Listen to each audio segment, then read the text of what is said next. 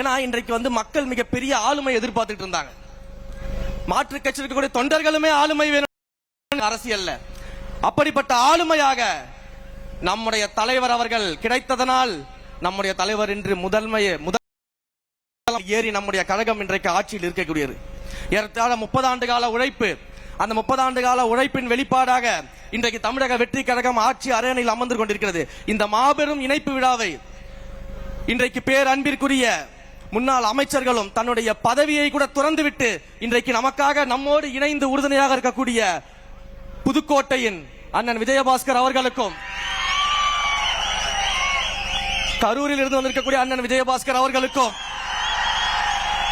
மற்றும் முன்னாள் அமைச்சர்கள், முன்னாள் சட்டமன்ற உறுப்பினர்கள் அனைவருக்கும் என்னுடைய நெஞ்சார்ந்த நன்றிகள். ஏன்னா ஏற்கனவே பாத்தீங்கன்னா புதுக்கோட்டையும் கரூரும் தளபதியோட கோட்டையாக தான் இருந்துச்சு. இன்றைக்கு அந்த கோட்டையில் மேலும் வலு சேர்க்கக்கூடிய விதமாக 2 தளபதிகள் நம்மோடு இணைந்திருக்கிறார்கள். அதில் மட்டற்ற மகிழ்ச்சி. ஏன்னா இதே புதுக்கோட்டையில நாங்க பல்வேறு விழாக்கள்ல கலந்துட்டு இருக்கோம். எலெக்ஷனுக்கு முன்னாடி எத்தனையோ பொதுக்கூட்டங்கள்ல பேசியிருக்கோம். ஏன் அன்பிற்குரிய அண்ணன் விஜயபாஸ்கர் சொன்னது போல அவருடைய அன்பிற்குரிய மாப்பிள்ளை திரு புதுக்கோட்டை பர்வேஸ் அவர்கள் எத்தனையோ பொதுக்கூட்டங்கள்ல, கடைசியா விராலிமலை பொதுக்கூட்டத்தில் கூட கலந்துகிட்டோம்.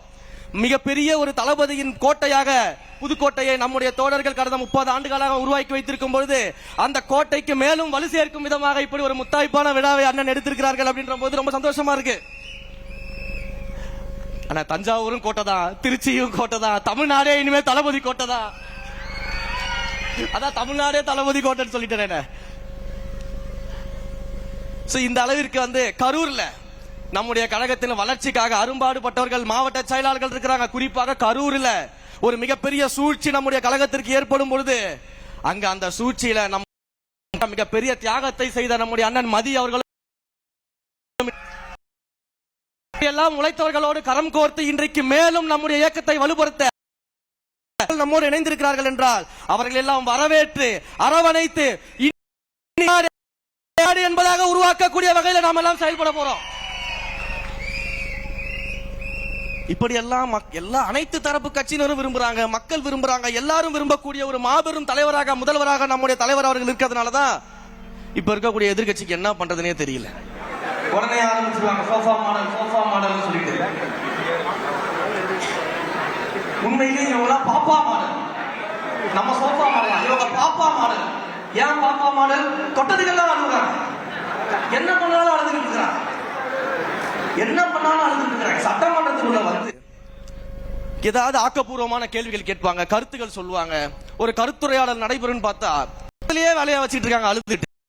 சொல்றேன், நீங்க சொல்லக்கூடிய சோஃபா மாடல் அரசாங்கம் கிடையாது, நீங்க தான் பாப்பா மாடலாக இருந்து கொண்டு வருகிறீர்கள். தொடர்ந்து அழுதுகிட்டே இருக்கிறீங்க, அழுவுறவங்கிட்டே ஆக்கப்பூர்வமான கேள்விகள் வாங்க, நாங்க பதில் சொல்ல தயாரா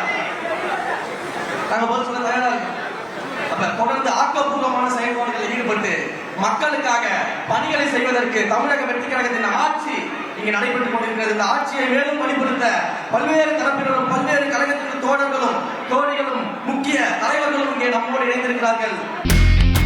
இனி செல்லும் இடமெல்லாம் செய்தி. தந்தை டிவியின் வாட்ஸ்அப் சேனலை ஃபாலோ பண்ணினா செல்ல இருக்கும் இடமெல்லாம் செய்தி. இதோ QR கோட் இப்பவே ஸ்கேன் பண்ணுங்க, ஃபாலோ பண்ணுங்க.